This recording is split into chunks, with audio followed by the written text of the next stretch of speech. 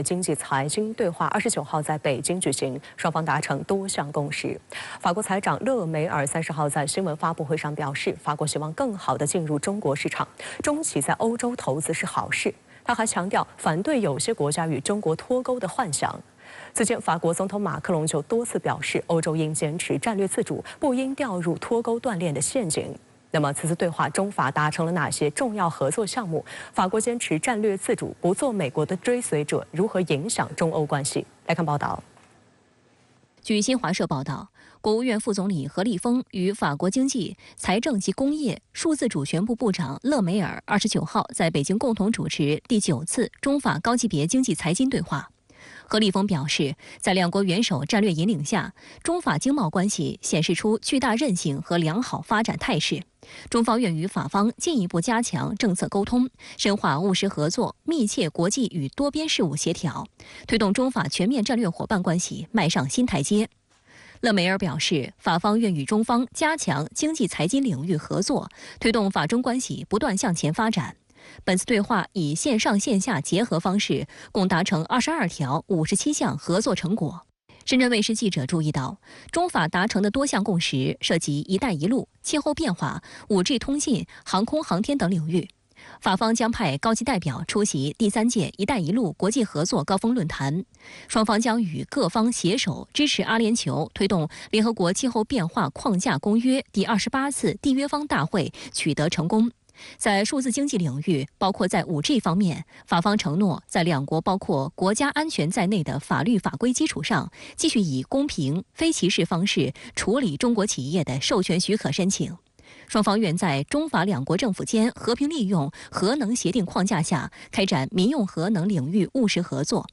中方欢迎法方参与嫦娥7号和8号等月球探测项目，以及天问2号等行星探测任务。中法这个高级别的经济财经对话，应该说是成果累累。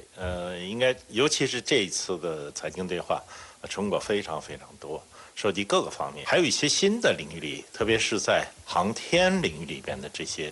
进展，应该说是非常令人鼓舞的。在这种航天比较敏感的领域里边，中法可以达成协议，可以达成合作。未来中国也邀请法国更多的参与中国的航天计划，这样的话，我觉得可以在世界上做出一个比较好的典范，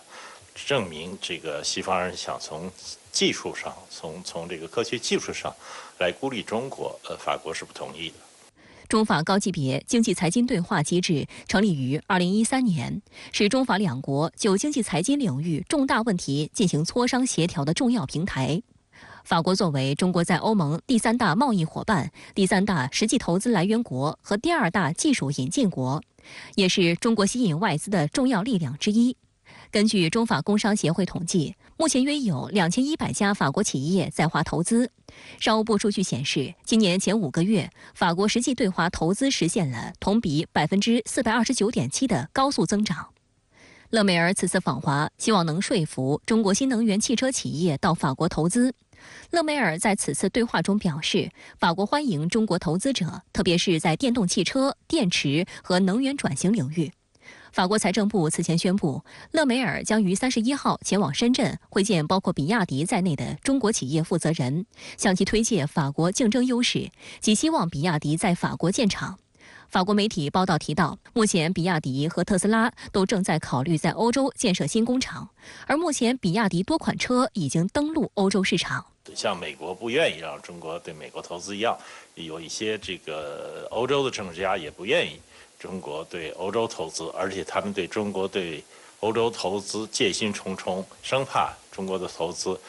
偷了他们的技术啊，或者占了他们的便宜啊等等。而这一次呢，勒梅尔的态度转变，实际上说明，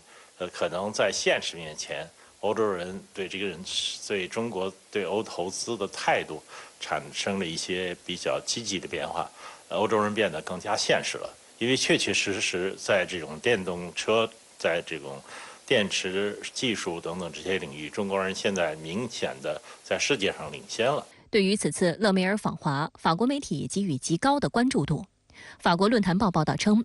勒梅尔访问中国是在一个特殊背景下进行的。法国总统马克龙访华3个月后，以及距离中国国务院总理李强访法不到1个月，法国和德国被普遍视为欧洲经济的双引擎，一定程度影响着欧洲对华关系走向。据法国媒体报道，何立峰在此次对话中表示，中国希望法国能够稳定中欧关系的友好合作基调。实际上，面对欧洲内部出现的与中国脱钩断链的杂音，法国一直坚持发出自己的声音。勒梅尔30号在北京举行新闻发布会，就法中经济关系等话题做出一系列表态。他表示，法国希望更好地进入中国市场，中企在欧洲投资是好事，中美欧三方间不存在脱钩可能性。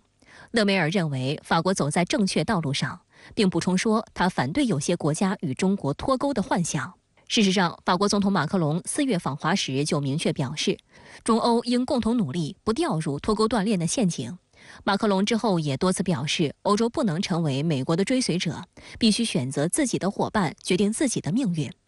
6月23号，马克龙在接受美国有线电视新闻网专访时，再次强调了欧洲战略自主的重要性。马克龙说，一个更加自主的欧洲和欧盟是非常重要的，因为这有助于全球秩序，甚至对美国也有帮助。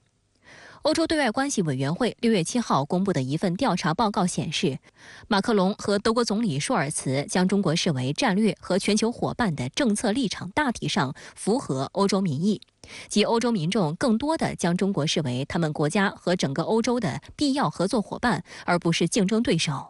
随着默克尔总理从这个政坛上退出之后，好像现在的德国政府呢，也比较乱，因为它是个联合政府，所以呢，德国在欧盟中间起的作用在下降，而法国在欧盟中间的作用在上升。因此呢，从这个角度上讲，法国如果要真心跟中国合作的话，它应该可以在欧盟层面上起更大的作用，也就是说，更能够进一步的去提出一些倡议吧，来改善现在中欧的关系，因为现在中欧的关系是有一些紧张，而美国人在里面起到了很多不好的作用。值得注意的是，原本风平浪静的南太平洋，近来竞相成为欧美领导人和高官的访问热点。当中除了美国国务卿布林肯和防长奥斯汀，还包括24号至28号先后访问3个南太岛国的法国总统马克龙。马克龙办公室特别强调，此次南太之行并不是为了在南太抗衡中国，而是为了鼓励区域内国家在北京和华盛顿之外建立多样化的伙伴关系。分析指出，马克龙此行与美国对南太地区的布局有所不同。法国更强调在历史基础上自然地处理与地区国家的关系，而非效仿美国通过制造印太概念来抗衡中国。这在某种程度上也可被视为法国坚持战略自主的延伸。像法国来讲呢，它其实访问南太更多的是一种国内政策的行为，因为我们知道，那么前不久，那么它的海外领地刚进行了一次公投，是否脱离法国的公投当然呢，最后选择不脱离法国。所以我觉得，对于不同国家在南太平洋地区的外交行为，应当分开分析，不能一概而论。